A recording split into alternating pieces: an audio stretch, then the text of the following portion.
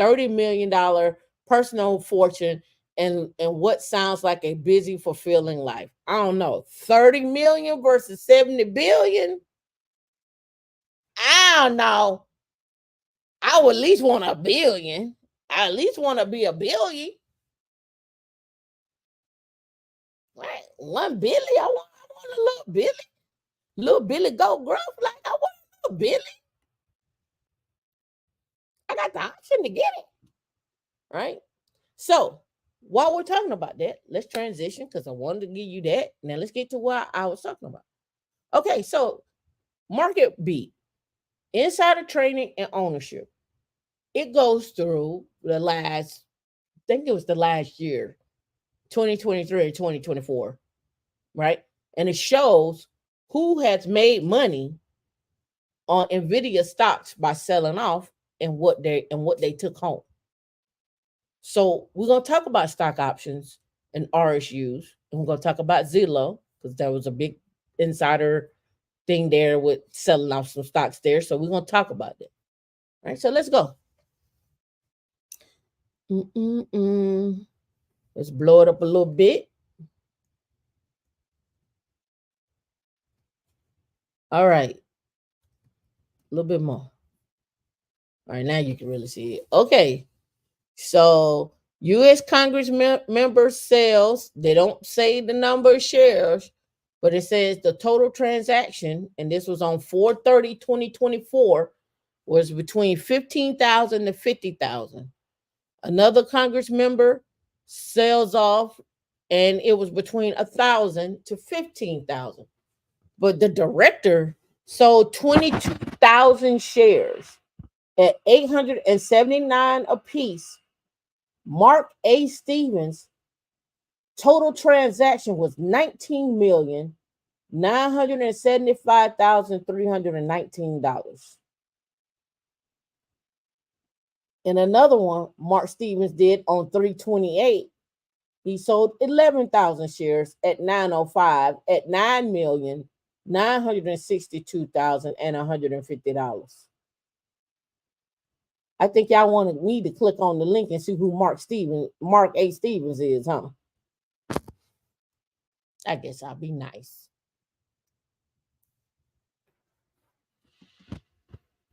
Mark A. Stevens, director at NVIDIA.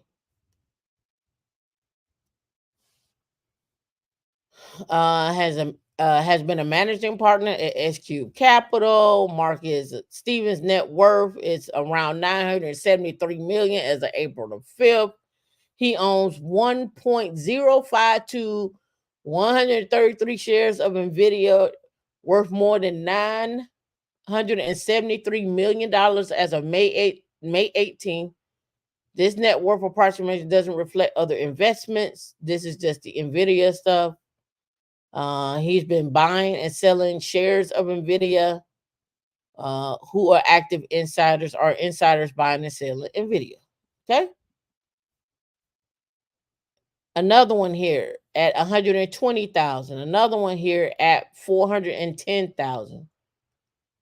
But you get a chance to see what this looked like.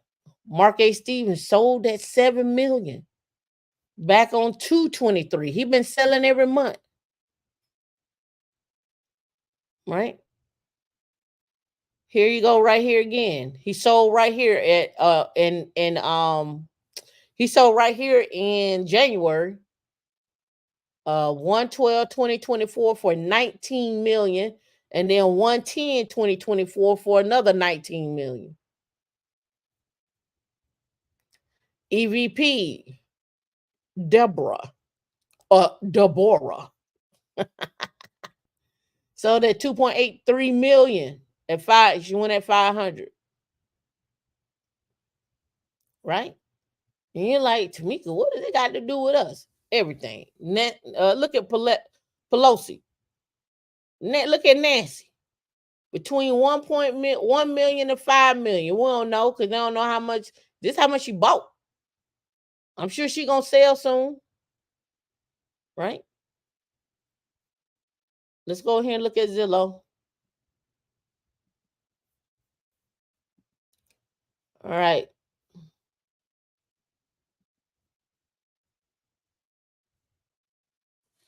General Counsel Brad D. Owens sold on 5/17, sold at 44.79 a share for 187,000. Susan Daimler, I wonder if this is Daimler and Chrysler and Daimler. 218, Bradley D. Owens, General Counsel, 60,000. CTO sold at 200, made 205.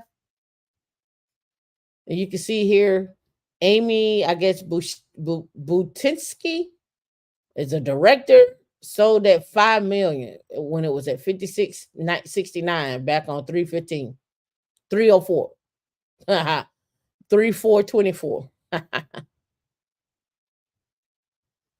COO Jerry Waxman sold and made 1.1 million. So why did I bring this up? Because we have employee stock options, and let's do this. Let's do this. Let's do RSUs versus stock options versus ESPP.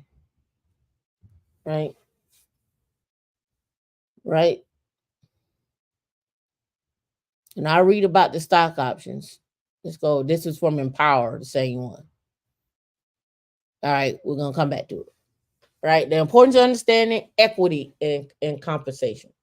So when you go for a job, they may not offer you more money, but they most definitely can offer you more in stock options if they have stock options available. So most of the time you find companies don't have, it's one of three ways. And let me pull this up. Let me pull up a Word doc so we can talk it out.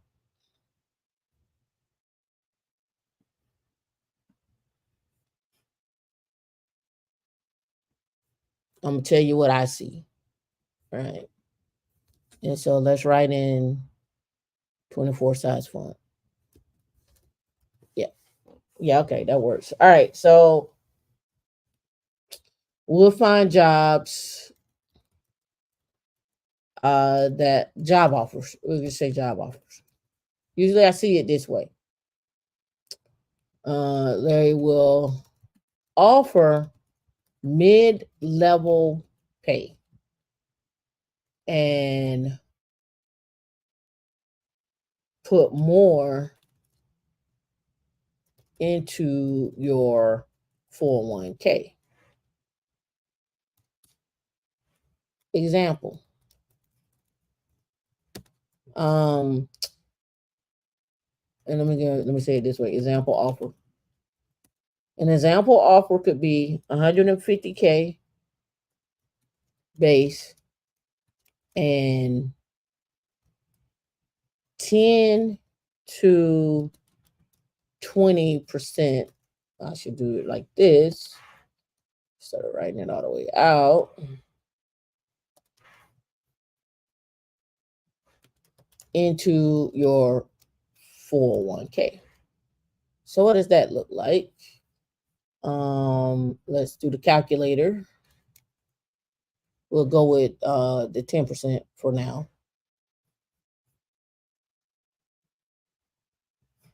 So if you had 150,000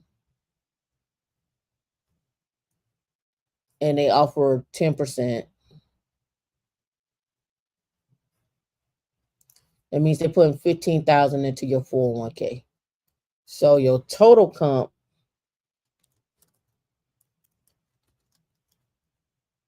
could look like this: 150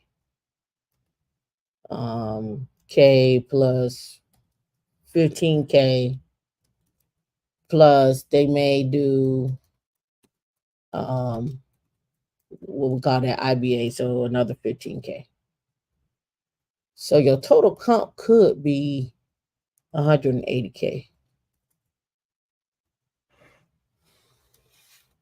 Okay, that's one way I've seen it. Right, we'll consider this We just put this as 1. I don't need to do that. You got it. We'll do this like this. All right. So they will offer mid level pay, but and I should say and stock options. So an example could be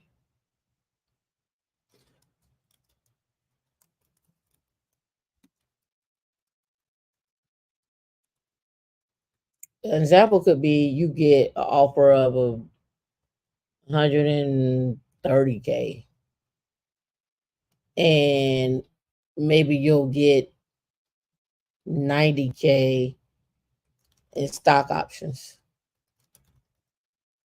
But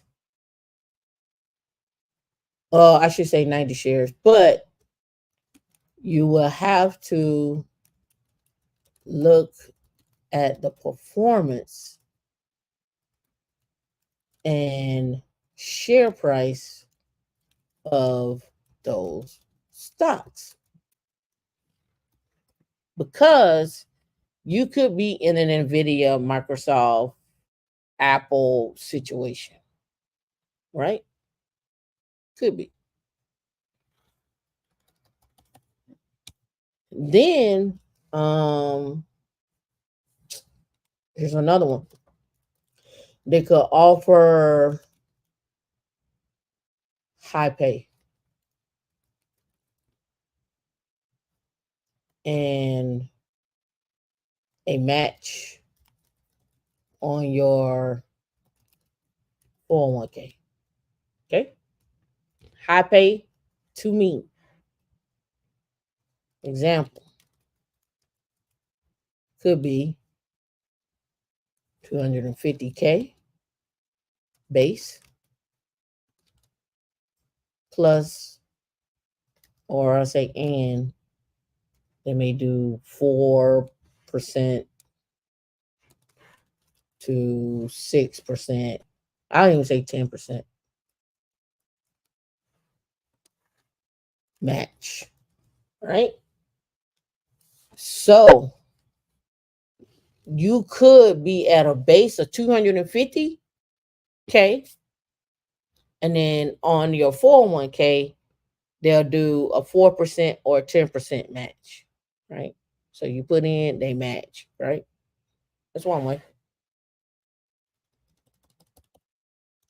Now, I'm just going to stop right there because I could go on with examples. What I want to say is normally what I see is this: base pay, great, and then a match. And they don't offer any stock options, right? Or they got mid pay. I call this mid at this point. This is like a mid to me.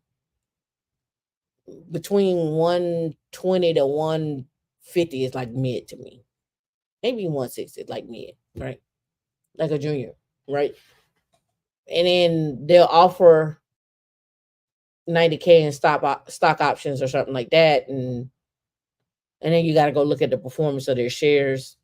Look at their board members to see if you even want to take the stock options, right? Because you may be like, give me less stock options and give me more pay, right? And then you'll have this mid level where it'd be like 150, great company. They're doing a 10% into your 401k. And they may also offer, here's another one. Here's another one. They could offer great pay. And then a 25% in your 401k and ISOs. So that could cloud. That could be 200K plus that 25% of 200K.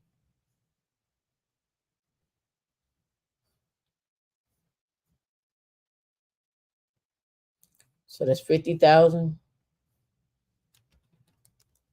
So let's say give you a little bump there, and they may give you 200 ISOs. And you say, what in the hell is an ISO? All right. Um,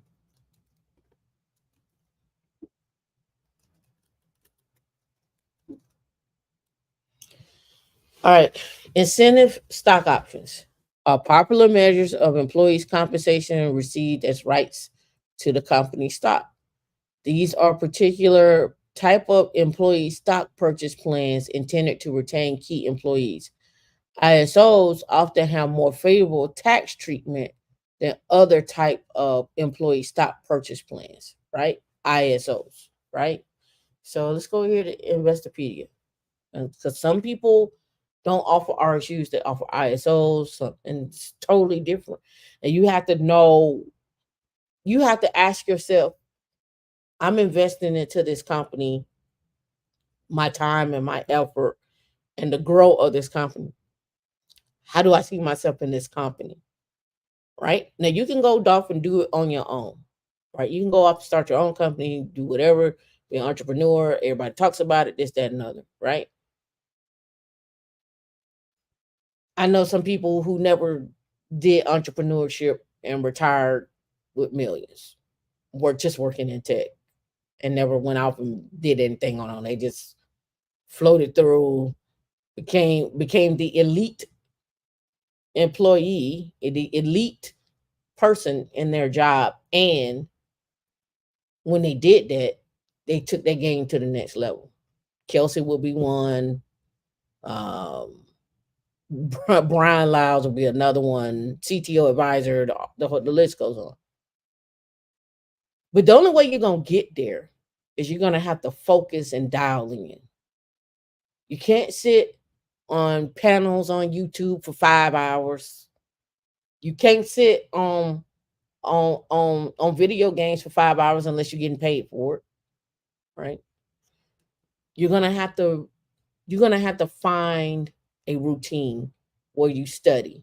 That Friday night, instead of going out, read an hour, relax, go to sleep so you can get up in the morning. Let me tell you what my routine used to be.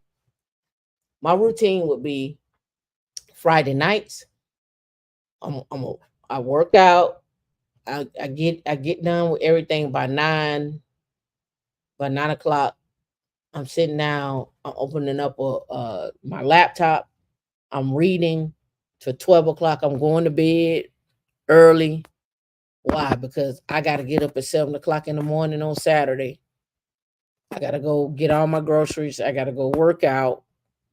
By the time 9 o'clock come, I'm taking a nap because I'm tired. By the time 10 o'clock come, 11 o'clock come, get a little something to eat. 12, I'm in the books, and I'm not stopping because I know I can stay up all night Saturday night because I got Sunday. So I'm up all night. My food already prepped. My stuff is done. My clothes is picked out for Monday. I'm washing clothes, and I used to cheat. And my cheat was I'm gonna buy clothes. I'm gonna buy clothes. I'm gonna wash what I can, but the rest I'm dropping it off at the cleaners, and I'm gonna let the cleaners do it. I'll incur the cost because I'm okay with the cost because it's time for me, right? It's time for me. And then once I do that, I just pick them up, strip the bag off, hang them up in, switch them out the hangers, hang them up in the closet. I'm ready to go, right? So that may be $200 a month. I'm okay with it, right? Now, so finding a routine, blocking out the noise. Blocking out the noise means you may have to not fool with people for a minute. Like, look, we about to go on this trip to Miami or to the Bahamas. We're gonna be gone for a couple of days, and you know that you got to take this test so you can get to the next level. And I'm not telling you not to take breaks. I'm just telling you sometimes, because I've done it, when you take breaks, breaks become habits. And when breaks become habits, you start stretching out that time you need to get things done. So if you know you're supposed to take this Security Plus test on the 31st of May or the 28th of May, but you like, I'm gonna take a break, and you know you're not really good at studying, and you know anything could break your pattern, it just might not be a good thing for you to do. You gotta put in the time. And a lot of people come back and say, Tameika, you stressing people out. You trying to get people to do things that like slave labor, and you're trying to get them to do blah blah blah blah blah. Woo woo. I hear it all the time. So I hear it. I hear you. Let me see if I can find this one little one. Let me see.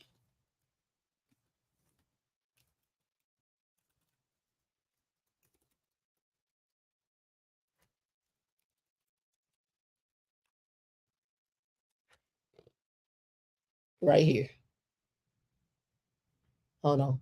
I'm gonna bring it over. I'm gonna bring this over.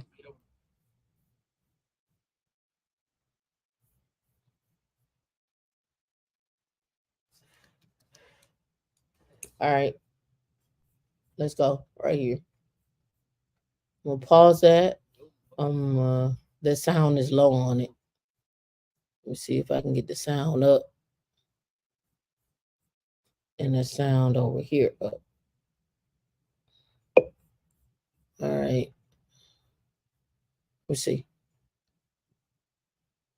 Let's go. I'm building a luxury car. I should be able to afford something nice. We have numerous. So these guys, give you a background, are building luxury cars. They're building Mercedes, but they can't afford to buy one. So their complaining is, why are we building these cars, but we can't afford to buy the car? Because the person who builds the cars are not the ones that really get paid. Right? Let's go. Cars that go in the six-figure range, and Maybach can cost as much as $250,000. We build about maybe 10 to 15 of those cars a shift. So you're looking at $3 to $4 million just on those cars alone. You're selling a car for an obscene profit, but yet you claim you don't have the money to increase your overhead by improving your employees' paying benefits. That doesn't mesh. That doesn't align. I should be able to afford a house. I shouldn't have to live with two more people in an apartment complex. I shouldn't have to worry about if that bill is going to be paid or not. Why shouldn't you? I'm building a luxury car. Why shouldn't you? I should be able to afford something nice. We have numerous cars. Why shouldn't he? Why shouldn't he? Why shouldn't he? Why? This goes back to that conversation I was having about everybody like, oh, go into trades. Don't worry about getting a degree. Go into HVAC and start your own business. And once you start your own business, you ain't got to worry about what nobody telling you nothing. Yes, you do. Yes, you do. You got to worry about what that customer like you or not, refer you or not. Somebody gonna give you the supplies that you need or not. Yes, you do. I'm telling you. And I brought this on the show before, right? Everybody like, oh no, no, no. Don't worry about no degree. Okay, so in India and China, they getting degrees in their country. And then they coming over here to the United States. And they hiring them with those degrees that they got. Bet money. Bet money.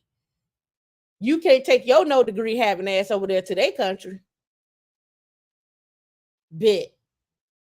You can go over there, but do you think you're gonna be able to compete with what they got going on?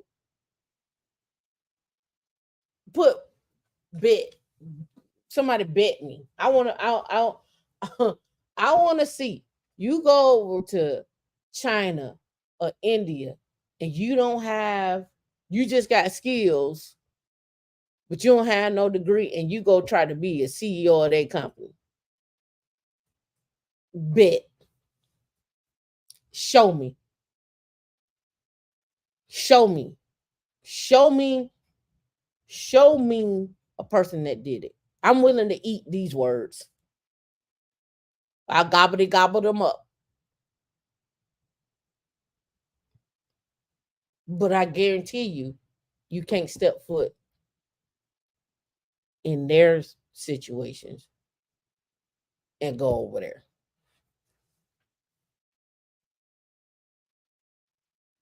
Guarantee you can't. So you can listen to not get the degree.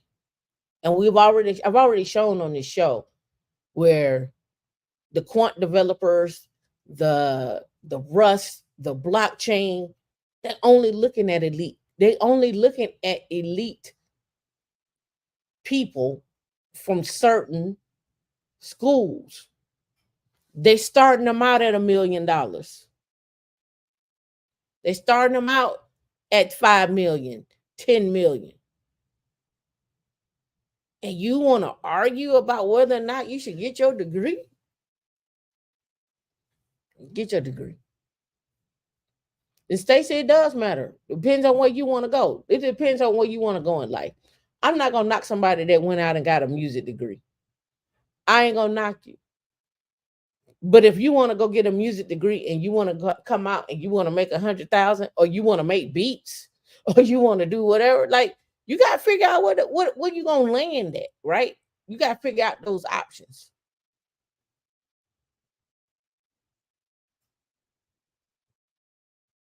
Yep, you gonna always see a post like that. I'm glad you brought that up. I got more on that too. That as you say, I'm going for Red Hat CSA. Yep, and CE. You are not going over to China, Russia, any of those countries talking about I'm going to be a CEO at your company. I'm going to be a director at your company without a degree. And they got people sit in their country, in those companies with degrees, and you going to go over there? That ain't going to happen, Captain. Now, will they come over here? Oh, absolutely. Oh, absolutely. Here's the difference. Your competition isn't the brother that's sitting next to you or that sister sitting next to you. Your competition is global. Your competition is global. Facts, no fluff. You don't need a degree, but you're gonna need a degree to move up. That's the difference. We got this mentality of I'm gonna get in and I'm gonna work my way up. Nah, bro.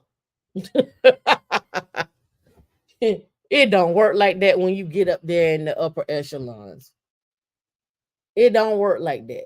Had a conversation yesterday. Um, Somebody's looking for some help. The first question is, what degree and certifications do you have in this field? I want to see your credentials in this field. What do you know about it?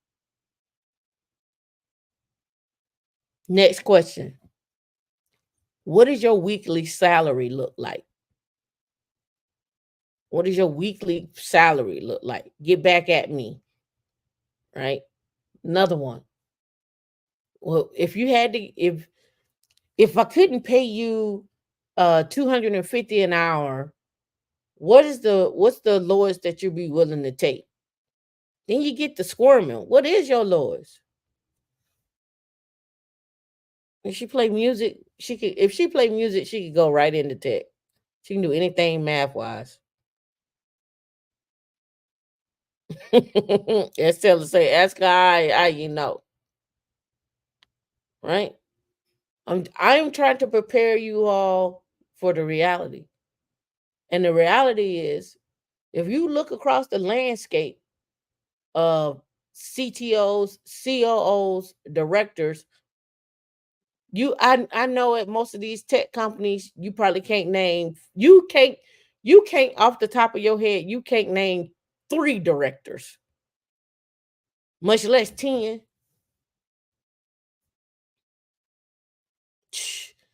Credentials is more credentials and experience. Facts, no fluff. I'm trying to tell you, credentials and experience. Now, where do credentials matter? Is upward mobility. Experience and credentials matter in upward mobility. To get in, no. Upward, yes. So you got to ask yourself, what do you see yourself? Do you see yourself being this employee that's going to be here for the next 15 years and that's all you're going to do? Listen, you can go work at the Social Security office and be in the same position for 30, 40 years. Get your benefits, your TSP plan, get all your benefits, get all your stuff. You can stay right there. For Linux administrator, I recommend computer engineering. I wouldn't take it away from them. I did it. I got my computer engineering, then I did Linux administration. As far as like working towards getting a certificate, but I was doing Linux administration before my degree. It just makes you a little bit more lethal. That's just my thought process. It's credentials and experience, right? And where does the credentials and experience come in at? It comes in when you start talking about when you go to and when you walk into other rooms, right? When you walk into other rooms and you sitting down and you're talking to people, yes, they looking at your experience. They're also looking at your credentials too. Don't get it twisted. Yeah, that's quants. And quants and the quants, that's the quants. But I'm talking about the folks that want to be a senior director, someone who wants to be uh moving and managing 4 or 5 teams, a CTO. I'm talking about upward. I'm again, and this is I think I should start quantifying this. If you want to be a regular employee, go to work, come home, do the regular thing, you can do that. But that's not who I'm talking to. I'm talking to the people that want to read books, want to lead teams, want to go out and write a book, create training material, bring in other people. I'm talking about elite people. You're gonna have to have an elite mindset, an elite work ethic. And it's not gonna happen overnight. You're gonna learn it over time. You're gonna have some failures. You're gonna be like, oh, I learned from that. Don't do that again. Or if I do it, the first part worked, but the second part didn't.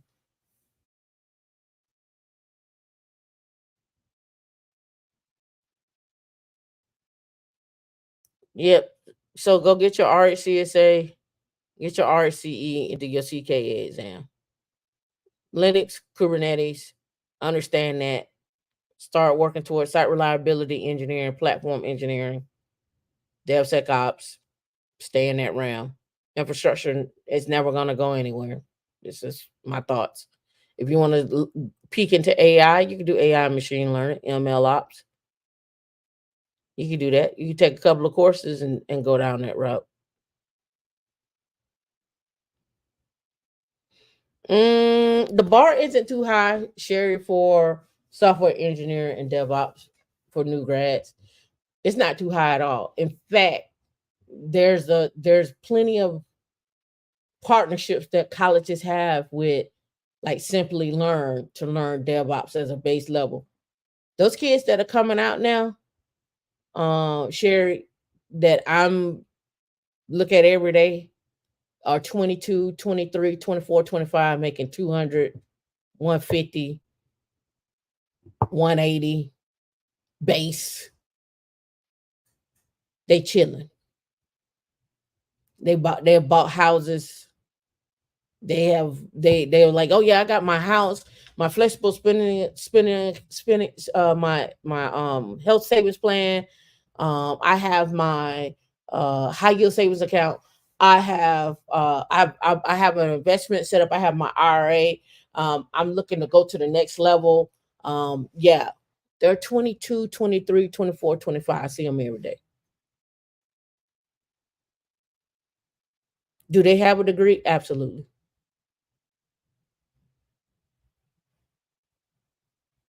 Do they come in and bust their ass? Yep. Do I see 40 and 50-year olds in there? Absolutely.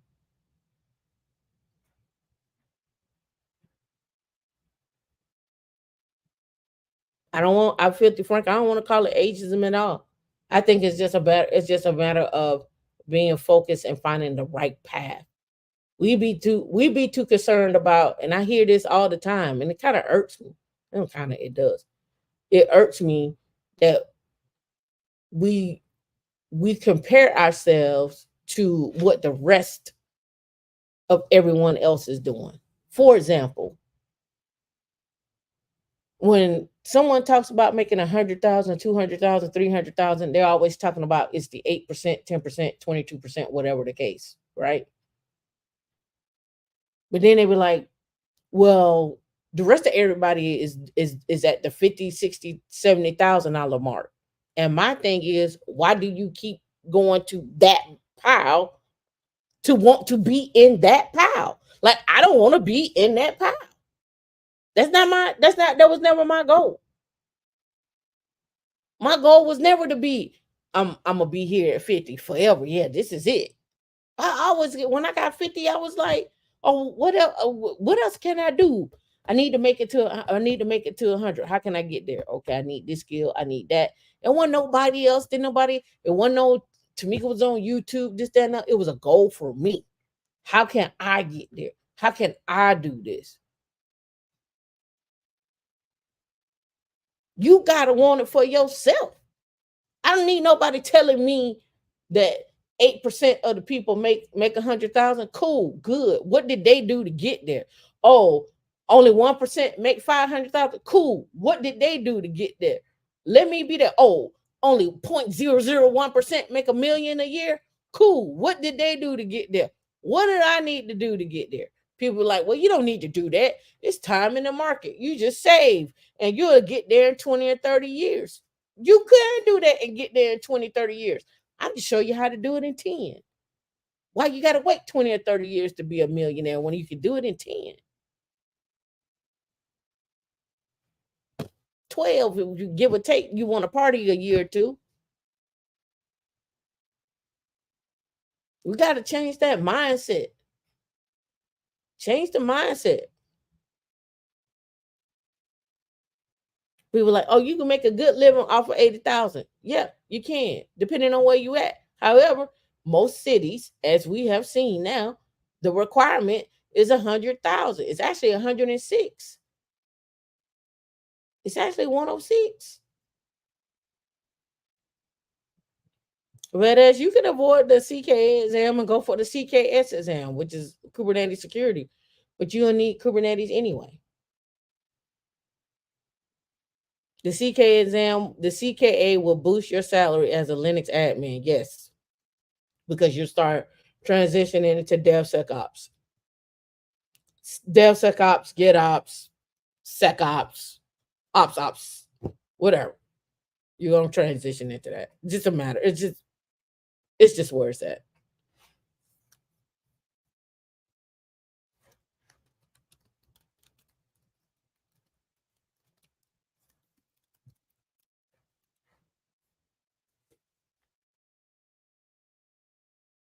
Let me look.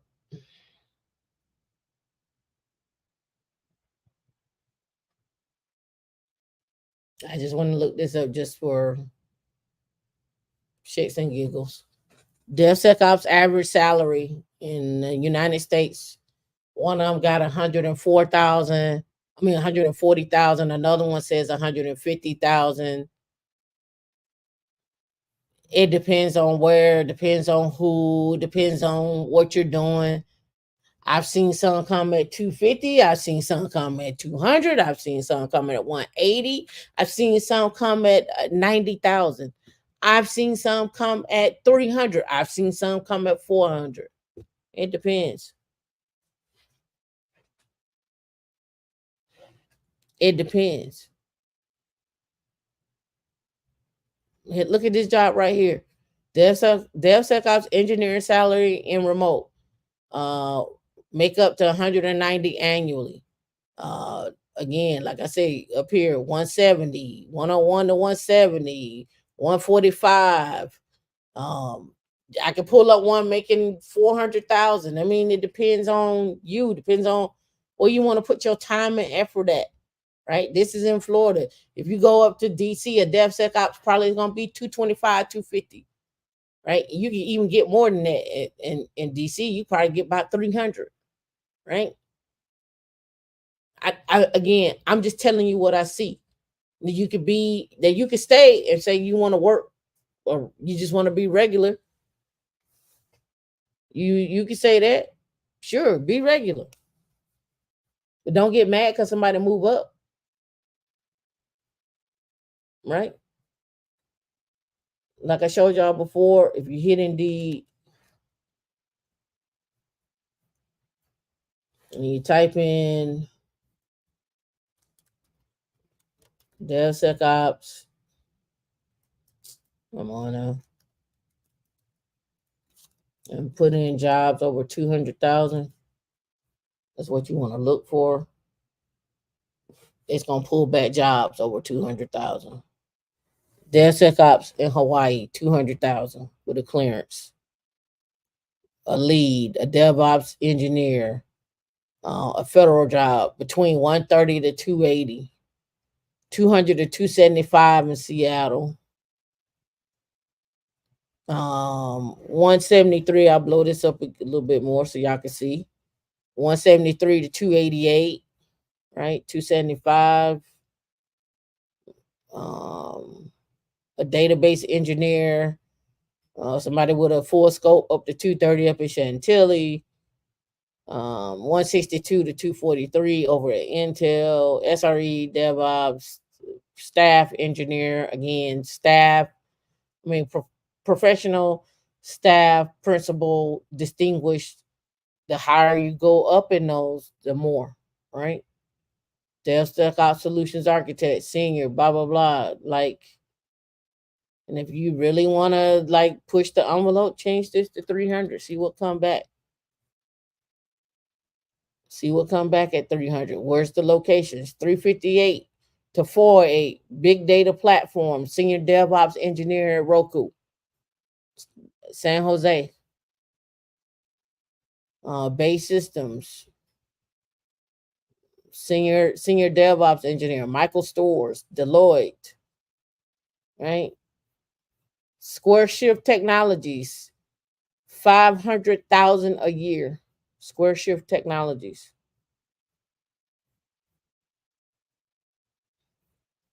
500.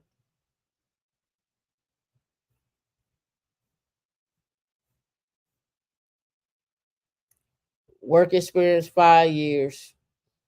VC back, with locations in Singapore. Someone who understands Terraform, Python, Bash, Jenkins, Git, Source, understands FedRAP, PCI, CloudWatch, cloud security, on-call support 24/7, 500K, U.S. soil, U.S. citizen.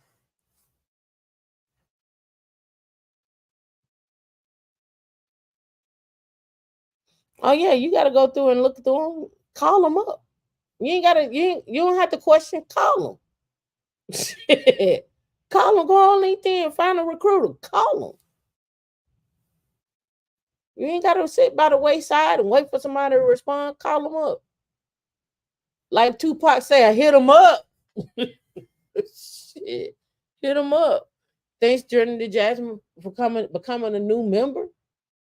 I see you. You back. You back. That's what you telling me. You back. You back. You back. You back in these streets. back in these tech streets, right? 500K. People want to argue with me about 80K. I'm not talking to those folks. I'm talking to the people that want to be at 200K and up minimum. Talking to folks that want to be elite. That's my goal. My goal is again to make people millionaires. And I'm just showing you how. We talked about RSUs. Now we're talking about our ISOs. Incentive stock options are popular measures. Let me get my mouse over here and get rid of the ad.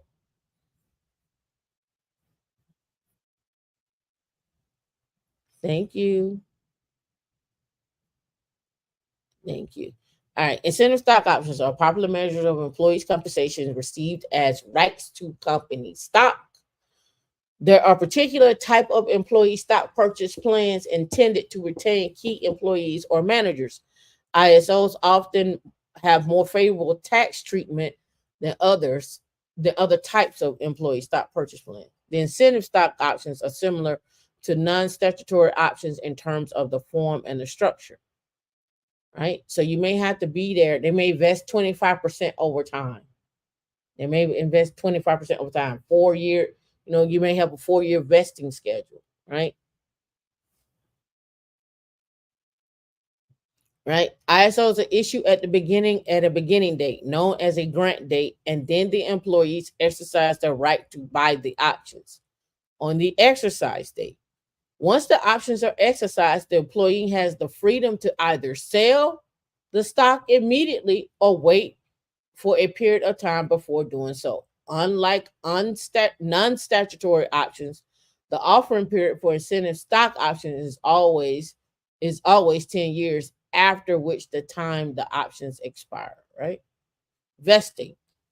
ISOs usually contain a vesting schedule. So sometimes you all get jobs and you get these stock options and they have a vesting schedule. Typically 4 years is what I typically have seen is a 4 year vesting schedule. So they'll offer your base pay, like I said, then they'll give you some stock options and it's a 4 year vesting schedule. So that means that 150 pay is your base, is 25% of that 90. So your brings up your pay from that. You can then turn around and take that instead of having that money come to you, you can put that money back in and go buy more shares versus coming to you. It's on you how you want to do that, right? It's on you. This must be satisfied before the employee can exercise options. The standard 3 year cliff vesting is used in some cases where employees become fully vested in all of the options issued to them at the time. Other employers use the graded vesting schedule that allows employees to become vested in 1/5 of the options granted each year, starting in the second year from the grant. The employee is then fully vested in all of the options in the 6th year from the grant, right? Um, so they have companies that once you get your ISOs, you can log into a website. It'll show you what your tax structures would look like based upon the amount of money you make. Now, there's a caveat to this that people don't talk about is what if you have two W-2 jobs because they're only going to look at one. So what you have to do is in that particular, if you're talking to a particular company, when you got ISOs, it's separate from your job. You then say, hey, here is I have these two incomes and I have ISOs, but as you're fine. I have ISOs at this. I want to know what my tax liability is going to be based upon this. Once it's vested and I buy, right? Because you don't want to trigger a tax event. You don't want to trigger a tax event, right? So that's what that is, right? So here, an incentive stock option also resembles non-statutory options in that they can be exercised in several ways. The employee can cash up front to exercise the option, or they can be exercised in a cashless transaction or by using a stock swap, right? Bargain element. ISOs can usually be exercised at the price below the current market price. So you may go work for a company. They may offer you, depending on when you came in, they may say your exercise option, your exercise price is $2.63. But the stock could be worth, say, in 2 or 3 years, $15. But when you go to buy stocks, you're getting them at a discounted rate. And that's the rate that you're going to get them at, right? So it says ISOs can be exercised at a price below the current market price, thus provide an immediate profit for the employee, right? Clawback provisions. There are conditions that allow the employer to recall the options, such as if the employee leaves the company for a reason other than death, disability, or retirement, or if the company itself becomes financially unable to meet the obligations with the options, right? So you have to ask when you are going through these interviews and they're asking about benefits, are they stock options? Are they RSUs, ISOs, ESPP? And then also seek a lawyer so you could go through and understand the jargon of what things mean. Pay the money to talk to the lawyer to review your actual job offer. Like there's a couple of websites out there that actually go through and do a review of your job offer. I do reviews on job offers as well too, to, to talk about, okay, what can you do, what you should do, what you can be, what it can look like, what are your options and so forth, right? It's a Slack channel. All right, it's a Slack channel. All right, so let's go here. All right, importance of understanding equity compensation, right? Equity compensation is a form of non-cash compensation that companies sometimes offer their employees, especially executives. Equity compensation either directly gives an employee shares in the company or gives them rights to purchase shares within the company. A key benefit of equity is that it gives employees some ownership of the company and allows them to benefit, from the company's performance. If your performance is high and the company performance is high and you get some compensation on that, even better, right? So it's nothing like feeling like you are a part of a company, even though you may feel like you're not a part of the company, right? And when I say that, meaning like you get the options to say, like, I didn't like that 401k plan. I didn't like who you brought in for X, Y, and Z. I didn't like who we had for such and such. I don't like what we're doing here. Here's a proposal. I think we can shift and go this direction. You have the option to say that. Do you have the option to say that in larger companies? Yes, but it kind of go mute. You have that option to say that in smaller companies. That's why I like the smaller ones, because I get a chance to voice what I like, right? Overview of restricted stock units and stock options, RSUs versus stock options, right? Stock options and restricted units are two popular forms of equity compensation. They both offer employees the opportunity to have equity in the company, but in distinct ways. Stock options and RSUs differ in terms of how they work and how they are taxed. How they work and how they are taxed. All right. Stock options are probably the most well known form of equity compensation. The stock option is the right to buy a specific, not Pacific, number of shares of company stock at a preset price. Remember, I talked about that, a preset price, known as the exercise price or the strike price, for a fixed period of time, usually following a predetermined waiting period called the vesting period. So you may go in, it may be a price of, you may get offered 15,000 shares at $2.63. That's what they're offering. You need to go in and exercise that. You need to buy it, invest it over time, 3 to 4 years. Typically, I've seen 4, right? With the stock options, you pursue different tax treatment by waiting until you can hit certain milestones. such as owning the stock for at least 2 years after the grant date of the options and 1 year after you exercise your options to sell your shares. However, every situation is unique, and high level guidelines may not make sense to everyone to follow. For example, in some cases, it may be better to exercise and immediately sell, such as in situations where the main goal is reducing the portfolio risk. You may want to check with a financial professional to see which strategy makes the most sense for you, right? There are companies out there that solely focus on what your stock options and your RSUs and your ESPP, what that looks like for you, right? So the vesting period. The vesting period is one of the most important characteristics of stock options, since it determines when you can actually purchase the stock. Now, some of you may get a job and they'll offer you stock options, and you can have those stock options, but then they don't vet they vest over time, right?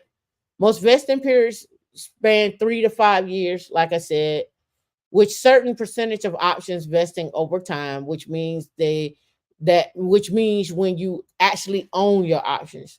Though you still need to purchase them. You need to purchase them, and they purchase at an exercise price, and that price it will be less than it'll be set when you come in. That'll be the price when you come in.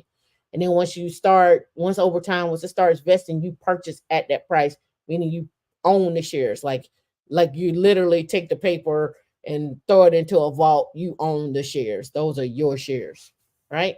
For example, let's say you get 100 stock options as part of your company benefits package. If you have a 4-year vesting schedule, 25 will be granted in the first year, 25 in the second, and so forth, right? Like I said, it's over time. And you need to find out what that vesting period is and what the exercise price is, right? You don't usually have to worry about these are tax implications.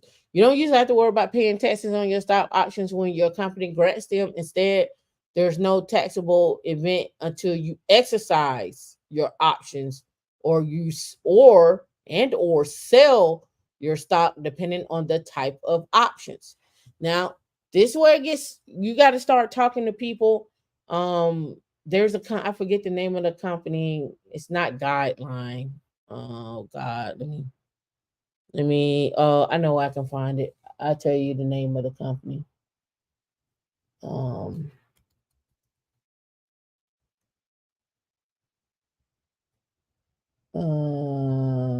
let's see.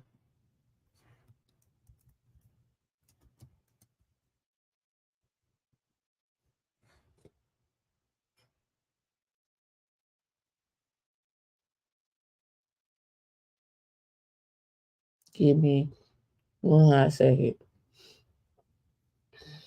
Let me tell you the name of the company. Um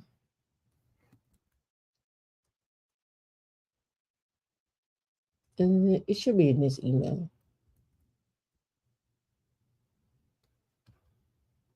Let me look. Mm, mm.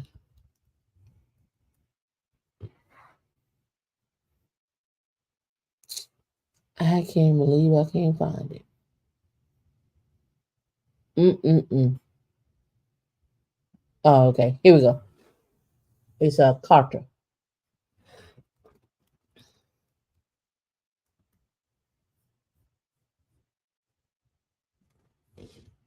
It's just one company. It ain't all of them.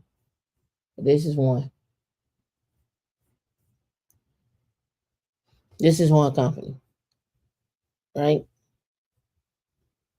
And they walk you through what your equity looks like, what that means for you tax wise, the whole nine. They walk you through it to help you understand what the tax implications are, right? Um, and usually the company will have their stuff sitting there. They'll have your stuff sitting out there, and then you go through and then you when you go through, you'll go through and say, okay, yeah, you set a meeting up with them, They'll walk you through what your tax implications are, what it could be. I think you got to put up your tax returns too. So just something to think about. All right, did I miss it? Clawback. Oh, I'm on the wrong thing. Here. All right. So here, if you have ISOs, then then your options may generate an what they call an alternative minimum tax. There's a calculator in there.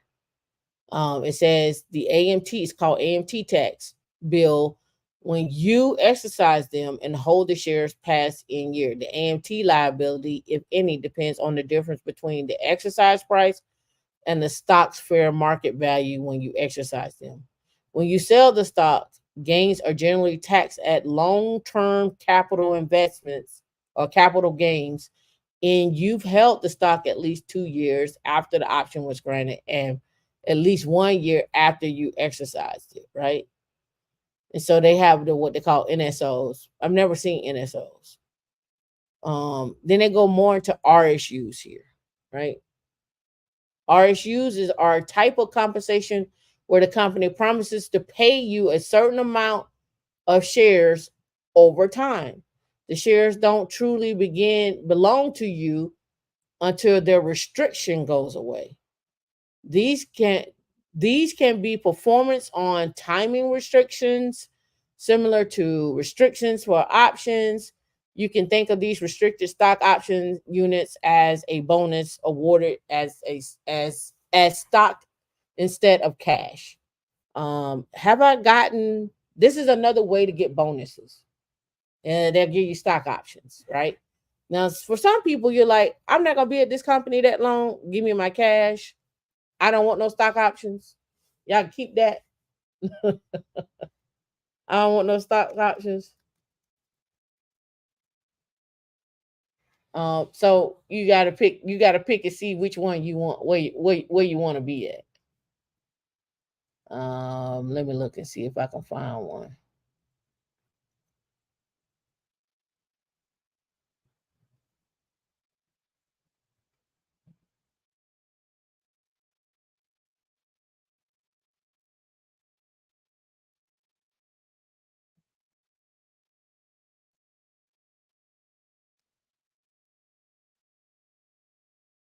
Yeah.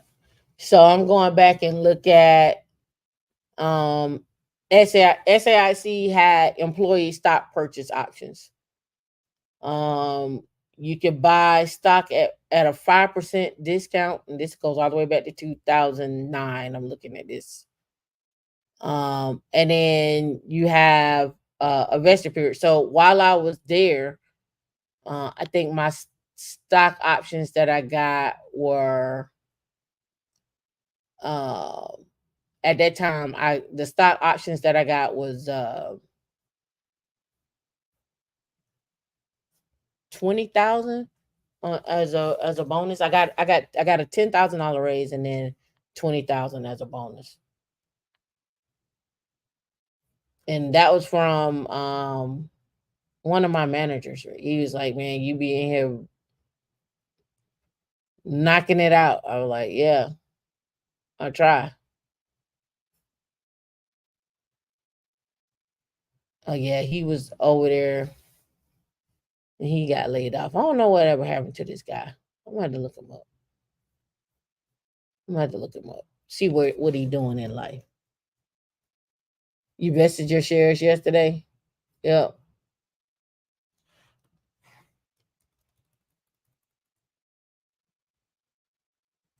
Oh no, he was an older guy. That man was old. It's been years. That man he was in his 60s then. So oh no, he may be gone. I don't know. All right. So when you're offered RSUs as a form of compensation, your agreement will explain how many shares you're set to receive and their vesting schedule. For example, your RSU agreement states that you've been granted 100 RSUs vesting annually in equal portions, so 25 shares per year. which will be worth whatever the share price is on that vesting date. If the shares are worth $20 on the first vesting date, they will be worth 500 and generate 500 of ordinary income, at which point you can either keep the shares or sell them.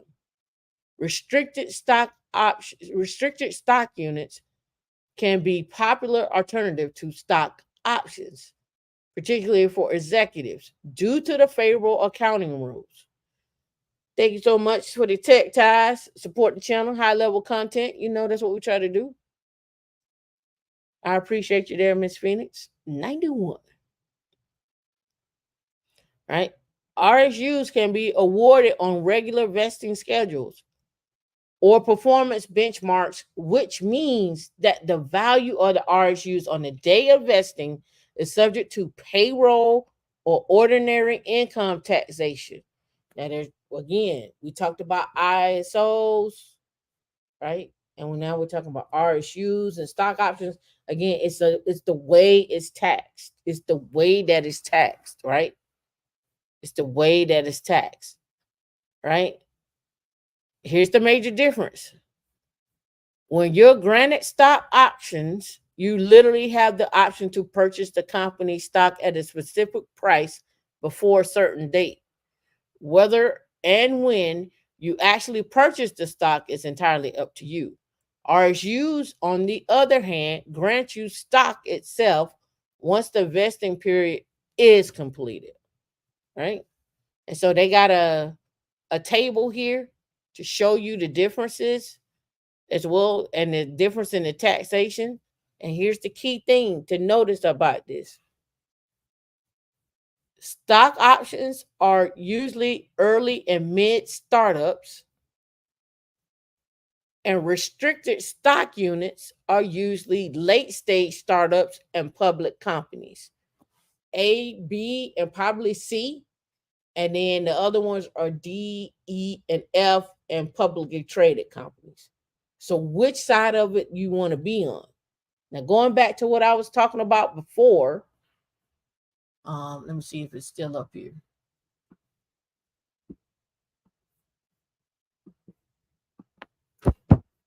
Back over here when I said job offers. Some of the job offers will offer you mid-level pay and put more into your 401k. So they may do something like 150k base, and then they'll flip over and do 10 to 20% in your 401k.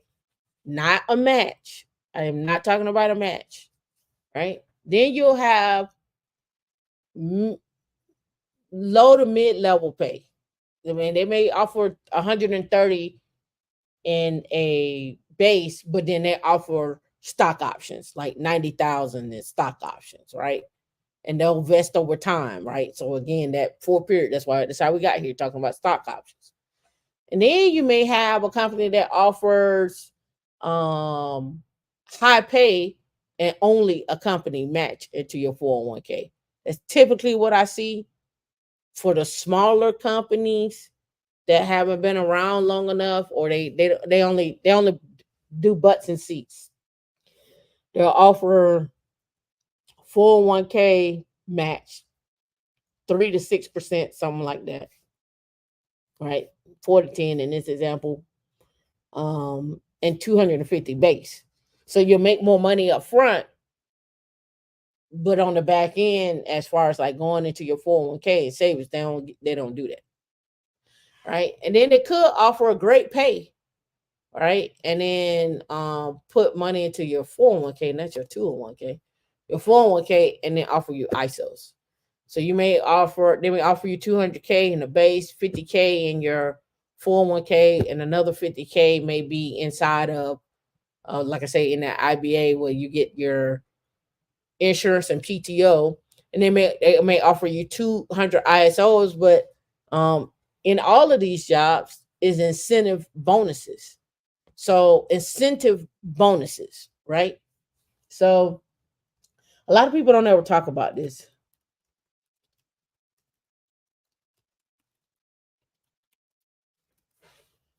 The incentive bonus tax rate. So you may get an incentive bonus, but there may be a tax on that, right? So instead of adding to your ordinary income and taxing it at your top marginal level, the IRS considers bonuses as supplemental wages and levies a flat 22% uh, federal tax holding. So you may get an incentive bonus, say, of $1,500, right? They're gonna hit you with the 22% tax on that 1,500, right? And you like, well, damn. I don't want to give you nothing. Why can't my bonus be my bonus? Right. So if you got 1,500 and they hit you with the 22%, right? So there's just 1,500 minus that, it'd be $1,200. Well, give or take, right? 1,500 minus 12 minus 330 is minus less than that. 1,170. You like, God dang, y'all always trying to take something from me. You could get one at 15,000. You can get a bonus at 15,000, and they hit you with the 22% tax. So 3,300. So 15,000 minus the 3,300, 11,700. So typically you're taking home, an extra $10,000. Or $11,000. We want to round it down there. All right. So that's on your incentive bonus, right? And so you got to understand tax implications here. Now, you're like, Tameika, all this tax stuff, why are you bringing it up? Okay, let's talk about it.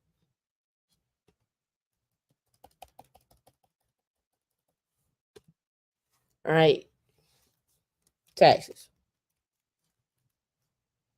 You got base pay, has taxes, incentive, bonus, has taxes, profit sharing, has taxes, right? So you like profit sharing. Mm.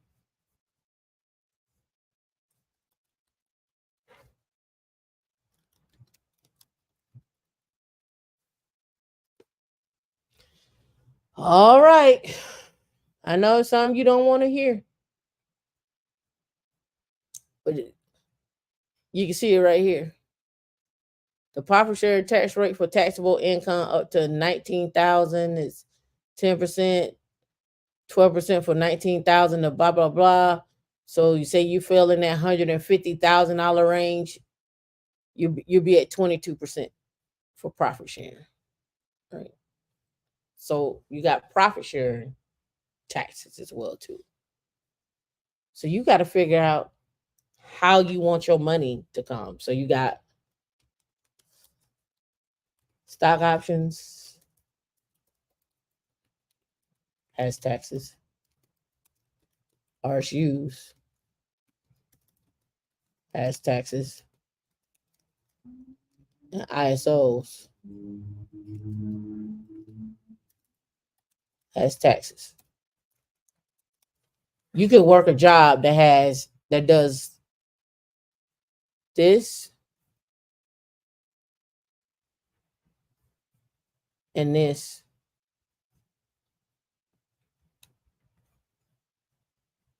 You got to figure out what tax bracket each one of these gonna put you in.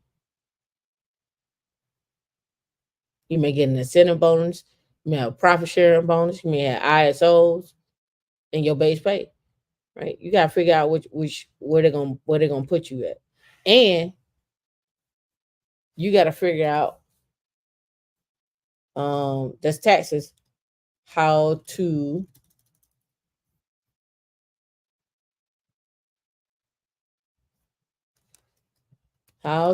control your taxes. So this is all W2. all W-2. Put a one in the chat if you're keeping up with me. Put a one, and don't forget to hit the like button. What my likes look like?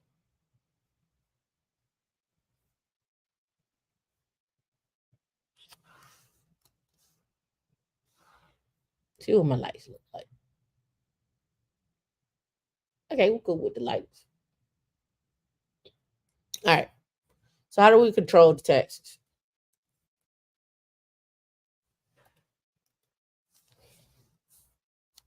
Maxing out 401k, maxing out IRA, regardless of how many. Remember, you can have 5 of them, but across all 5 of those IRAs, you're gonna have 7,000. You can only put in 7,000 across all of them. You can max out, and it depends. This is dependent. Your Roth IRA.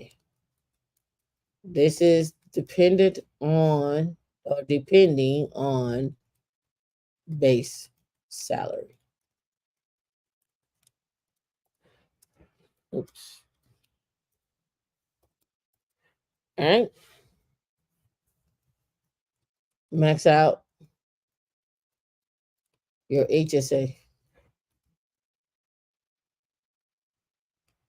Loss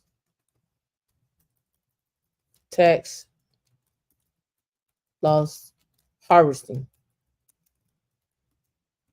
brokerage account. Right? Come on, you can't be lost, Mike. Don't be lost. Right? Ask questions. Don't sit here and be lost. Right? So your base pay is going to have taxes on it. Your incentive bonus is going to have taxes on it. Your profit sharing is going to have taxes on it. Stock options, RSUs, ISOs. All going to have some type of tax implication now. You got to do what you got to do to cut down on that tax implication. Your 401k, your IRA, your HSA, your tax loss harvesting, there are just some ways to do that, right? Donating to a nonprofit that you could own or be a part of is okay, right? As long as you're not benefiting from that, right? So 401k, IRA, Roth IRA, HSA, tax loss harvesting, donating to a nonprofit, right? And now we here got your base pay, your incentive bonus, your sharing, profit sharing, your stock options, all that could be a mix of any job up here. It could be a mix, right? This could be a mix. This is what you must do. The employer is going to do this. You must do this. How to control your taxes. Yeah, absolutely. Job stacking as a Linux admin. All right. So I talked about RSUs, ISOs, mid-level, blah, blah. But what we're going to do now is I want to bring it up. Let me see. Do I have it over here? Right here. So I wanted to look at federal jobs. And I wanted to highlight some federal jobs. And I pull up USA jobs. And we're going to talk about money. Let's go. All right. 8 federal jobs that can pay over 200K. Now, this is from Business Insider. But we don't have to believe Business Insider. We can go look up USA jobs ourselves, and we will. And we will. All right, so let's go. 64 federal job categories pay up to 200,000, with some of them reaching 400,000. Federal employers increased job postings by 22% over the past year, according to a handshake report. Higher paying roles often reflect seniority, but many government jobs offer linear pathways to move up. All right. Data from the U.S. Office of Personnel, OPM, not OPP, not other people, but OPM, indicates 64 federal categories having positions that pay over 200,000 to 400,000. Now I'm gonna stop right there because you're gonna ask me, why would I want to go federal, Tam? Why would I want to go do this? Why do I want to do that? Well, all right, federal job benefits, OPM. All right, so let's look at it. Here's the federal employee compensation package.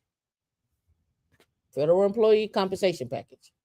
All right, you're making a great choice to choose a career with the federal government. You will receive comprehensive compensation and benefits package. Blah blah blah blah blah. All right, cool. So we got a salary, and then you have incentives and awards. In addition to salary, your hiring agency may offer monetary, recruitment, relocation, retention incentives, and performance awards. Right? And I should put that over here because you could get from a company a performance bonus. Does it have taxes on it? Yes. Yes. All right. With the student loan repayment and forgiveness, with the federal student loan repayment program, agencies may help repay your federally insured student loans up to a maximum of $10,000 a year or $60,000 lifetime maximum. As a federal employee, you may qualify for public service loan forgiveness. You may also be eligible for a save plan, saving on valuable education, the newest income driven repayment IDR plan. Like the other IDR plan, the save plan calculates your monthly payment amount based on your income and family size. In addition, the save plan has unique benefits, right? Leave and workplace flexibilities, alternative work schedules, vacation and sick time, and then telework. And then additional benefits. You get flexible spending account, health insurance, life insurance, long-term care, pay leave flexibility, dental, elder care, employee assistant referral, reasonable retirement benefits, thrift saving plan, right? That's considered their 401k, it's their thrift savings plan, right? So you're like, Tameika, why do you talk about that? Because there are some people out there that are what they're called TSP millionaires. TSP millionaires, right? Thrift saving plan millionaires. Like your 401k millionaires. There are people out there that are thrift saving plan millionaires. To get a million in TSP doesn't happen by accident, blah, blah, blah. They're saying here, shockingly, simple math of having a million in your TSP, simply $315 in your going in from your paycheck for 30 years and invest it well. Explanation: investing 315 from your paycheck for 30 years at earnings about 8% a year will put you at a million, right? But they have different funds in the TSP plan: A, B, C, so forth and so on, D and E, G, right? You got to figure out which one you want to be in. And they used to have where you can go and see which fund has been returning the most at 29%, 15%, so forth and so on. So best returns on thrift saving plans. All right, so here the rate of return. You can see here they have target date funds. These are what this is. And then they have thrift saving plans, GFCSI, right? And then they got then they showcase what it looks like over time. They showcase what it looks like over time. This is the inception date, and this is what it returns over time, right? So here are the target date funds that they're showing there. Let me see if they don't have the other ones. Yeah, these are the target date funds. So hold on, let me deselect that and only select that. All right, here we go. So your C fund since inception has returned 10.88. In 10 years, it returns 12.440. And in 5 years, it returns 13.5. But you want to have a mixed portfolio. You want to have a little balance. You want to have a little balance. Now, in 2023, that C fund returned 26.25. And it looks like they had some bad years. They had some bad ones. They had some doozies. 2008, they had a doozy. People got wiped out. So that's why in your portfolio, you got to have a balance in your portfolio. Your bonds help balance it. Like, you ain't got to lose everything. You got to have balance in your portfolio. And it's also okay to be liquid, right? Don't ever doubt the power of being liquid. When I say liquid, you can put it in a brokerage account. You can literally put it in a brokerage account, just let it sit there in cash in a brokerage account. Or you can put it in a brokerage account and go throw it in muni bonds, or you can go throw it in bonds. You can go throw it in a high yield savings account. It's on you, right? But remember, always think about the tax implications in when you do these things. All right. So federal jobs, they're paying 200 to 400. Here are the benefits. I showed you the benefits. You got retirement benefits. You got the thrift saving plan, and then you got retirement benefits, right? Because you get a pension. I believe you get a pension out of it. Out of this. Let me look.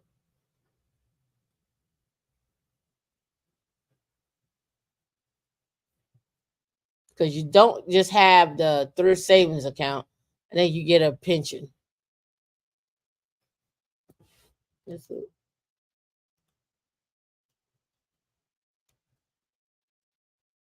Don't have it on here. So let's look at OPM pension plan.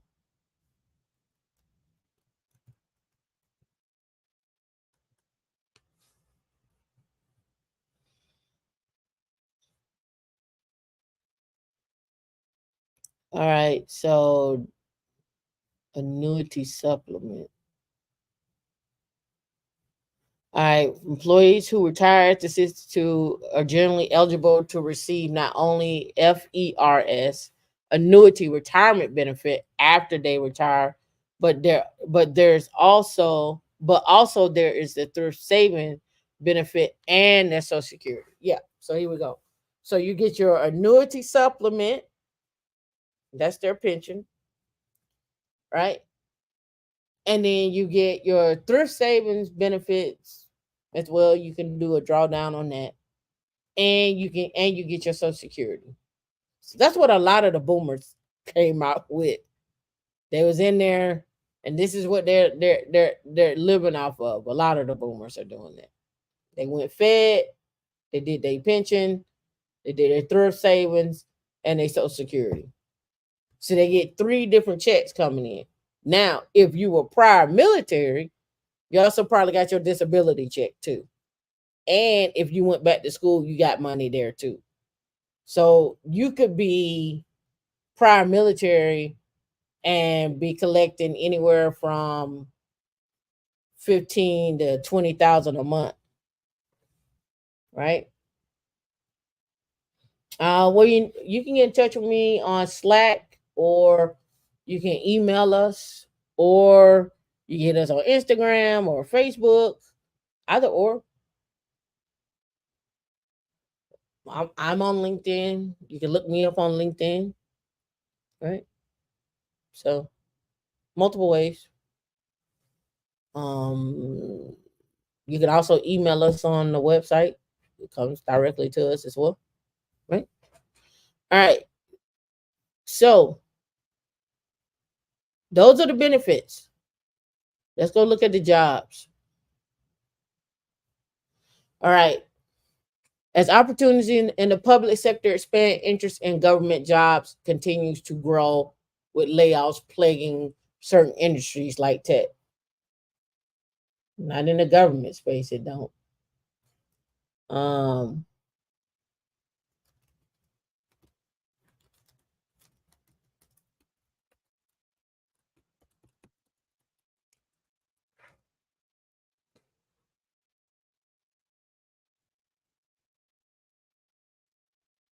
all right. Over 200,000 government contractors in the U.S. sell a wide range of goods and services to the agencies, right? So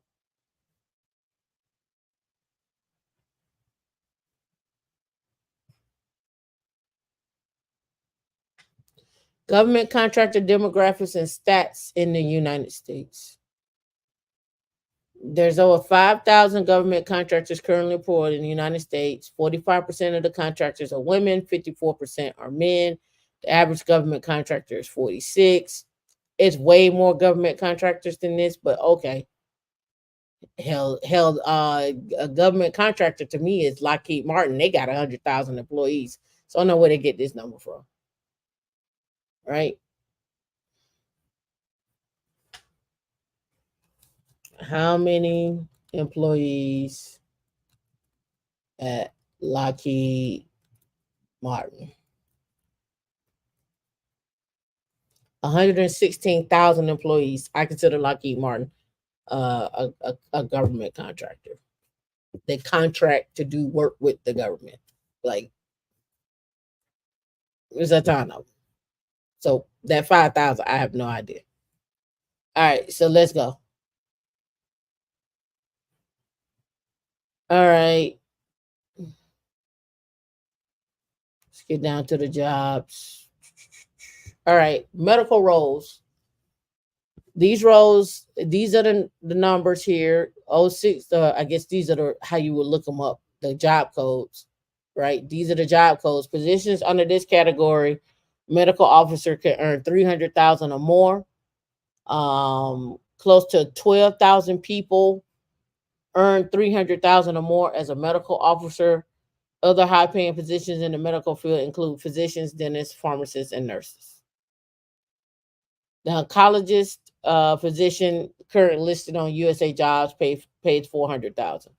Now, when I talk to y'all about 300,000, $400,000 jobs, I'm not even talking about going federal. I'm talking about government contractor. Like, to make 150, like, you don't even think about it. OPM data states that attorneys earn between 200,000 to 299,000, and there's currently 245 listings for that. And then they talk about their average salary and so forth. Financial institution examining, that typically looks like their people in this position are making just below 300,000. IT management. This category, IT specialists at the leadership level, these positions range.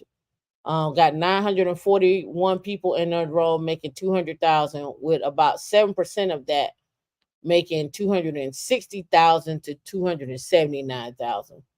The highest paying role under this category is a director of workforce collaboration at NASA, is listed as 205,000. And you can click, it's public information.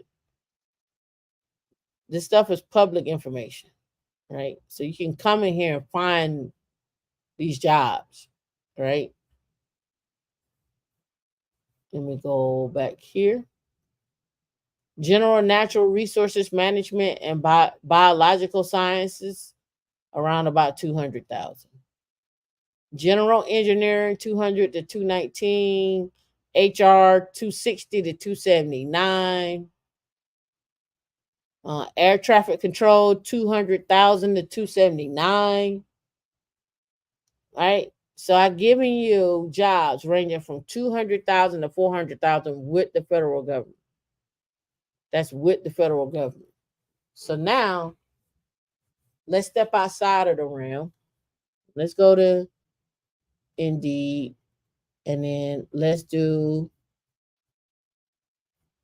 um let's do dev. Let's do this. Let's do TS SCI 200,000.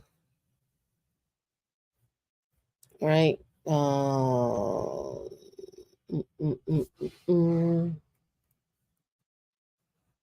Right. A clear Linux engineer, up to 250,000 in Reston, Virginia. They have 401k, 401k matching, life insurance, health savings account, paid time off, vision insurance. They want you with a poly. They want you to understand Linux baselines, Rocky Linux, RHEL, Ubuntu, Bash scripting, and hardening protocols, STIGs. They want you to understand Kubernetes and Terraform, CI/CD pipelines. Basically, a DevSecOps engineer. It's labeled as a Linux engineer, and it's paying up to 250,000. A senior director, a data control analyst, an assistant administrator for protective services. I don't know what that is, but a sysadmin in McLean, 175 to 250. It's a fast-paced role. In this server administrator role, you're doing daily operations to ensure our network is always running, including configuring and monitoring servers, workstations, and computer systems, maintaining an operating system, providing tier 1, tier 2 support, managing Linux, Windows, and Mac OS, be able to get a clearance with a full scope, right? Here's another one with a full scope, another one with a full scope, full scope, full scope. One's a TSSCI, a cyber executive, one with a polygraph. And you can go up here and you can filter. You used to have where you could filter with the clearance level. Let's go remote. A general manager for cybersecurity, Google public sector, a test 3, Linux, Python, Shell, Splunk, Jira, remote from 130 to 270. I don't make the rules. I'm just bringing you what the jobs pay. A cybersecurity solutions architect, a systems engineer, federal, um, platform integration solutions architect, 165 to 310 with Parsons, and it's remote. And they was at the conference. They was at the conference for the Soft Week, the one I talked about last week. Right? Look, research and understanding technology trends in areas ground, maritime, airborne, platform, system architectures, along with EO and IR systems, engineering, digital engineering, working with DoD clients. All right. So you don't want to make 250 to 300? That's cool. You want to be in the 50,000 range? That's all good with me. I'm just trying to show you where it's at. All right. Here's the other side, that the other argument people like to argue with is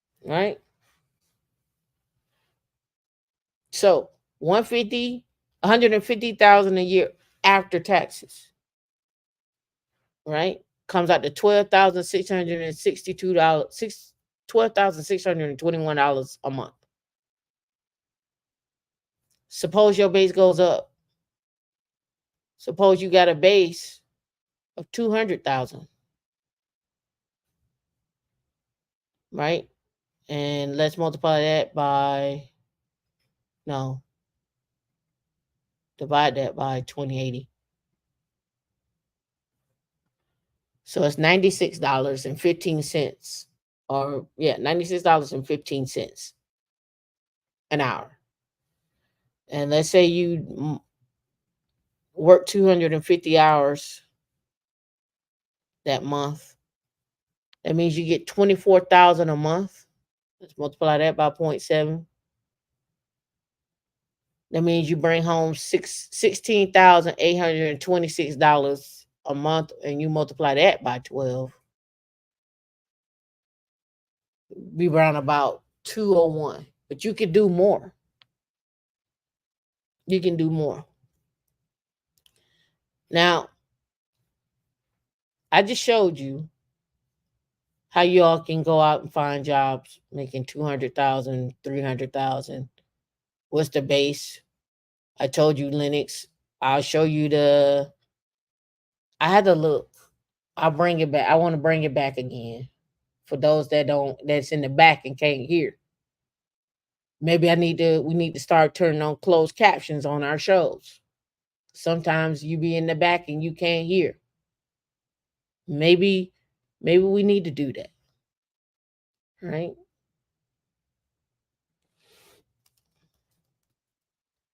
And now, let me look and see if I can find it.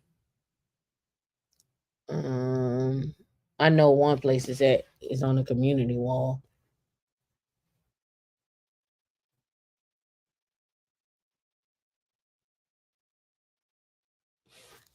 Let me go get it.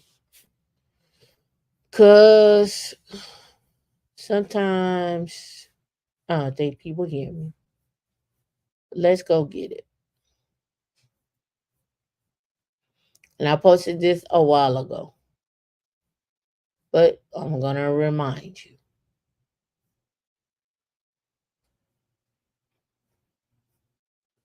Mm-mm-mm. Let's talk about the Linux global market. I did this on a show on a Wednesday. I talked about it here, right? But the Linux statistics 2024 by market share, usage data, and the number of users. Linux operating systems, pro developers, and Linux enthusiasts, 47%. Its capabilities accounts for 39.2% of websites, 85% of smartphones. Its marketing share is 2.09%. By 2027, the Linux global market will be $15.64 trillion, ahead of the space global market by 2035 of 2.3 trillion. The Linux operating system, the world's fastest supercomputer. 96% of the top 1 million web servers are Linux. Linux claimed in 2022 34% of the market share, holds 3% of the desktop. The Linux kernel has 80 million lines of code. Linux preferred choice of web hosting, powering 95% of the websites, 100% of the world's supercomputers. Linux server revenue reaches $13.4 billion by 2022. Offers a different landscape, diverse landscape, over 500 different flavors. It accounts for 90% of the cloud workloads. Is Android built on a Linux kernel and dominates the smartphone with 70% of the market share. Linux server market is expected to continue to grow with an annual growth rate of 8.6%.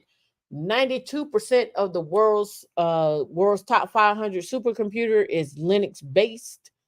Android Linux operating system sees over 1.5 billion smartphones. Embedded Linux sees 5.3 billion. right? Estimated 25,000 contributors.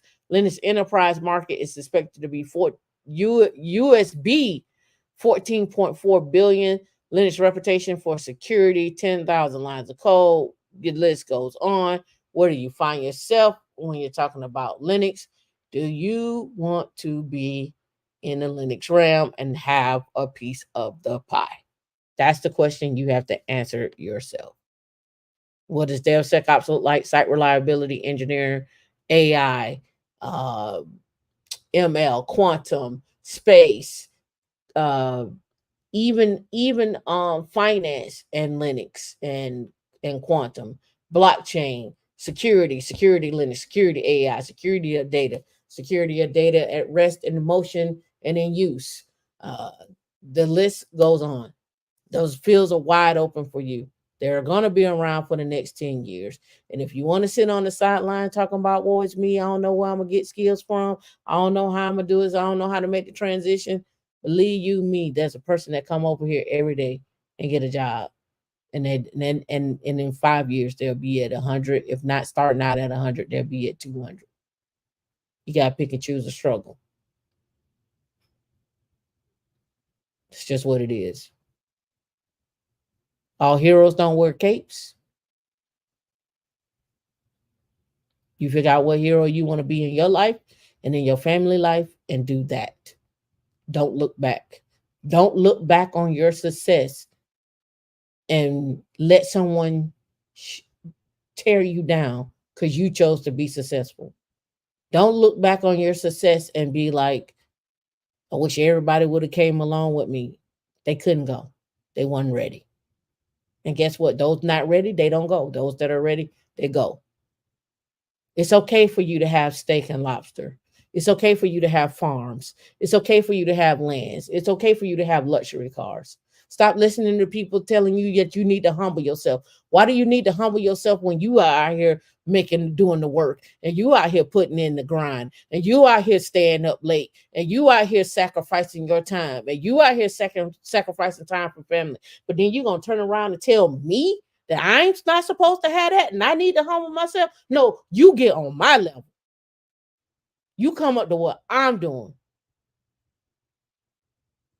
Either way it go, I'm out here trying to do what I need to do. Make sure my family, whatever that looks like to me, don't have to worry about washing up in the cemetery when they go to retire. You choose who you want to be around and who you want to have in your life. And if them people are not on your level and you find yourself sitting up there talking and arguing with folks about complete nothingness because they mad at you because you chose to go out today and go buy you a nice BMW and you got your money saved up, you got your high yield savings account, you got your incentive bonus, you got your profit sharing, you got your tax loss harvesting working and going on, you decided to do options, you decided that you wanted to go on that trip and they mad at you. How you gonna be mad at me for doing work? How you gonna be mad at me for taking care of myself? Don't be mad at me for that. I just do it well. I make it look easy. But they don't see you when you're missing sleep. They don't see you when you go to sleep at 1 o'clock in the morning and you back up at 4 to go read a book, to go do something, to go to fall back to sleep with the book, to drool on your tablet. They don't see that. Miss Phoenix, thank you. They don't see that. And it ain't for them to see. They don't have to see it. They need to go experience it for themselves. Go touch the grass, like they say. Go touch grass. They need to experience that for themselves. It's not for you to see. Show journey. Show it's the things you put forth and what you're gonna do. You can't hate. You can't hate on the person that put down the grind. Yeah, you went out and bought that GT3. You went out and bought that Jaguar. You went and bought that Cadillac. Don't go buy a Kia because they out here stealing them. But I ain't mad if you do. But don't be mad at the person for getting up to go do the work. You can't be mad at that. They went out there, they did what they were supposed to do. They figured out the loophole. Everybody's like, oh, if you work hard, you ain't working smart. Okay, whatever the case. You can come up with all different quotes that you want to. Don't nobody care when it come down to paying your bill if you worked hard or not. They want you to pay that bill. But you need to do the work, put in the time. Open up a book, spend an hour on it, spend 2 hours on it. If you gotta cry, you gotta cry. If you gotta throw a book, throw a book. Listen, I've thrown many of books in my life. I be like, I can't take it. I take it, and I throw it. And then you know what I do? I said that's what a quitter would do. A quitter would take the book and throw it. And I look at that book, and me and that book will have a conversation, and I'd be like, I can't stand you. I don't even like you right now. And the book look at me and be like, I'm just here to provide a way and a path for information. I can't help it because you don't know how to comprehend. That ain't my fault. And I talk back to that book, and I tell that book, I was like, you got a smart mouth. You may catch this big beat down. I may throw you on the side of the road. I mean, you like, and you know what that book say to me? Somebody else will pick me up. You'll still be here arguing. And I be like, you right. And I pick that book back up, and I be like, I think I got it now. Sometimes it takes that conversation. Sometimes it takes that conversation. Sometimes you just gotta go. You gotta throw a book. You gotta get up. You gotta walk around. You gotta like, what am I missing? I don't know what I'm missing. I have no idea. When I first started learning Linux, I was set up there and I was sitting at the terminal. I was like, what the hell is this? What the dope man done sold me? But I said, you know what? I'm not gonna let that defeat me. I'm gonna learn this. And I didn't even know if I could get a job in it or not. And then one day I was like, man, I'm sitting up here learning all this Linux, and I've been learning all this CCNA stuff. How can I do networking and Linux?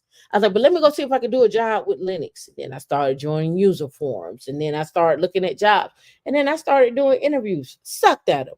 Didn't know what the hell they was talking about. But I only needed one yes. Only needed one yes.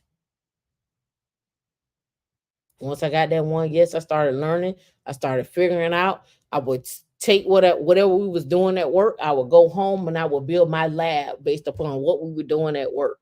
If they got an NFS server at work, I got an NFS server at home. If they got LDAP at work, I got LDAP at home. If they got an Active Directory at work, I got Active Directory at home. If they got anything that's open source that I can put in my lab, I'm doing it. And I'm making notes on how I do it. Literally pull up the command line, cut and paste, put screenshots with what I had to do, make my own documentation, make my own study questions. You couldn't, I could be on command line like, oh yeah, you got to do blah blah blah blah blah blah blah blah, blah, and I could do that in my head. I'm answering questions before they ask them because I already know I've studied the game.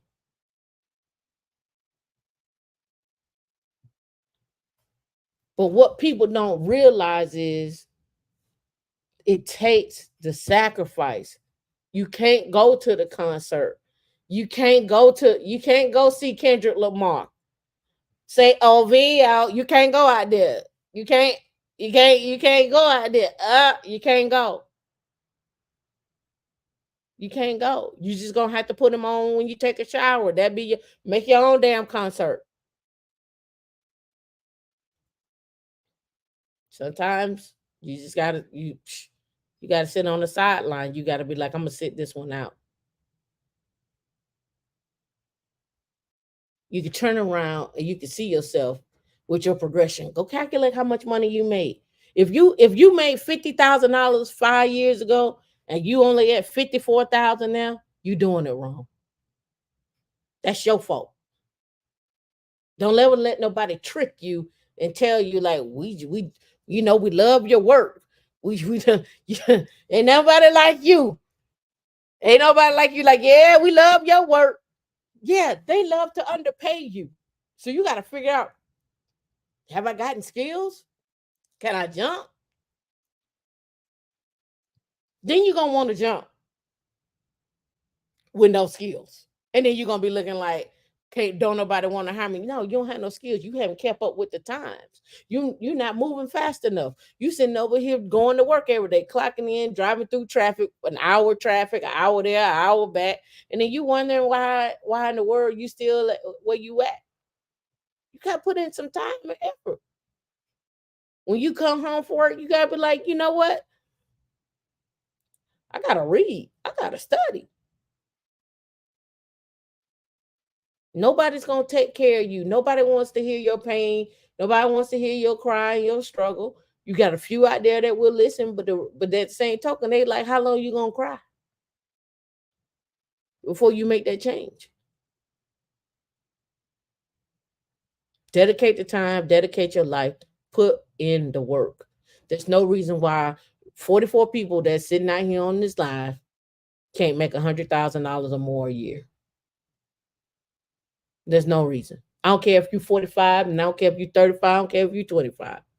I know 25-year-olds that make 100 and more.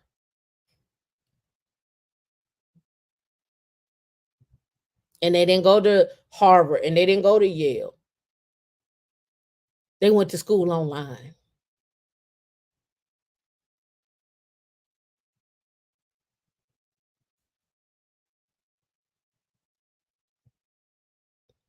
Just letting you know. Be a master at increasing your skill set. Be a master at increasing your funds. And be a master at saving and growing your wealth. Master that.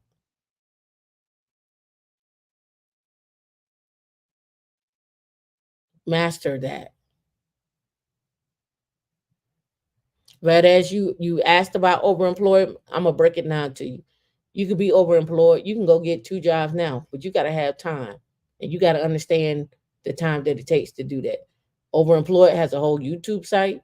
You can go check them out. They got a whole website. You can go check them out. This is what I say about overemployment. You can work one job, and one job will pay you 250, and you can work another job, and that other job will pay you 200. That's 450,000. Now, if we go back to the diagram of what I had up here, each one of them jobs have a base pay. Each one of them jobs can have an incentive bonus. If each one of them jobs can have a profit share. Each one of them jobs can have a 401k, and each one of them jobs can have RSUs or ISO. It depends. Now, suppose you get a job that pay your base 250, and then they got stock options, and they may give you $40,000 in stock options. Right? You can get another one that pay you 150, and then they may do a 4% match in your 401k, right? And they may give yearly bonuses of 15,000. I know some companies they just give yearly bonuses of 15,000 just off the rip, and you can go more. 15,000 is just what they give for the people. They just give them 15, right?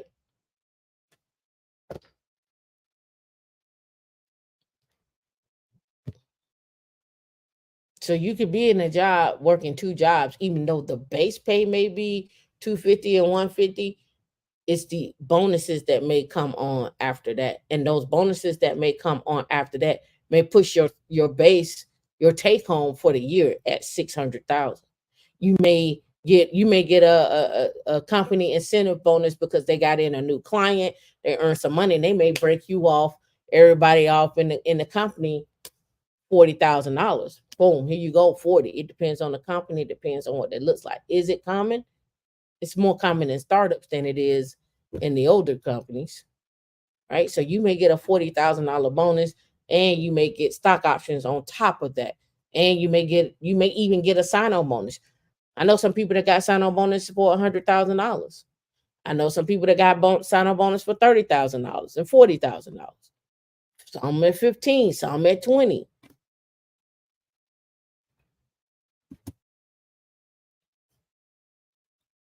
But you're not gonna get it sitting on the sideline looking at everybody else get it. That ain't how it works.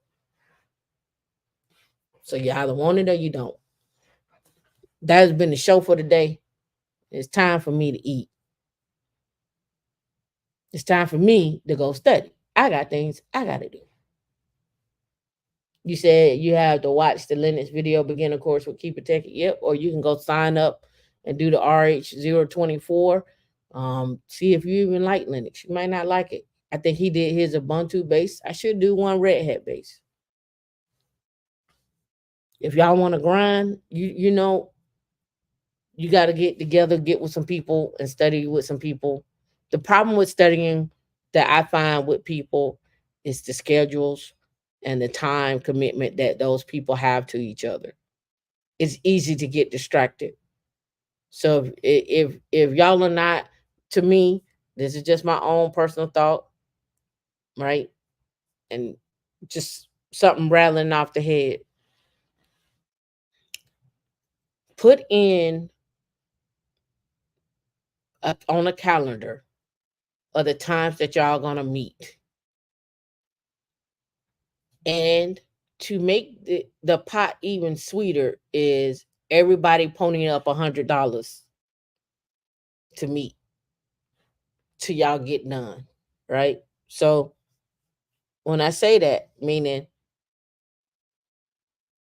if you five of y'all and everybody contribute $500, and say week 3, week 4, y'all fell off, now that $500 is gonna be divided up between four people. Make an incentive is the point. Make it worth your while to get to that next level, right? Because some of y'all can't the commitments don't stick. What stick is when you lose money. So make an incentive in the group. Make a pact, right? Make a pact. Find a place where y'all can go. All can chip in. I don't know how you can do it, but find a place where y'all can have a place on, maybe on the blockchain, where y'all got $500 on the blockchain between all y'all. And when y'all go to study, and that person is like, "Oh nah, I can't do this no more," and they don't come back either, they lose that $100. Now it's $500 decided between four people.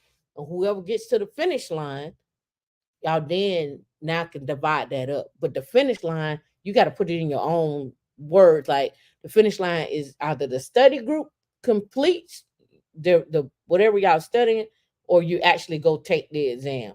You could chop that up how y'all want to. But when it's money on the line, that's when y'all kind of click in, because you don't want to lose money. You make the pot even sweeter. Put in $200. You be like, I ain't gonna lose my $200 just because I don't want to study. I ain't doing that. I'm here. Red Hat is different than Ubuntu. You usually find Red Hat in the federal spaces, in the public sector spaces, but they have a big presence. You can go look at their customers, or what are the Red Hat customers, and you'll see them. RECSA is known internationally, right? And let me leave this right here. The skills I'm talking about you getting are not just skills that work in the United States. These are skills that work internationally as well. Terraform is international. Hashi products, international. Red Hat, international. Same way AWS, Azure, all those are international skills. So you don't have to worry about whether or not I am going to learn this skill set and be stuck here in America. You could go international. I even shown you international companies that have need internationally for DevOps, for data centers, engineers, the whole nine. So you can make your money work from wherever. Right? You go be sitting in South Africa working on your work. You could be sitting in Puerto Rico working on your work. Y'all just need to figure out what it is that y'all want to do, where you want to be at. One skill away from 200K. Get the shirt, get the merch, be the solution. I'm out.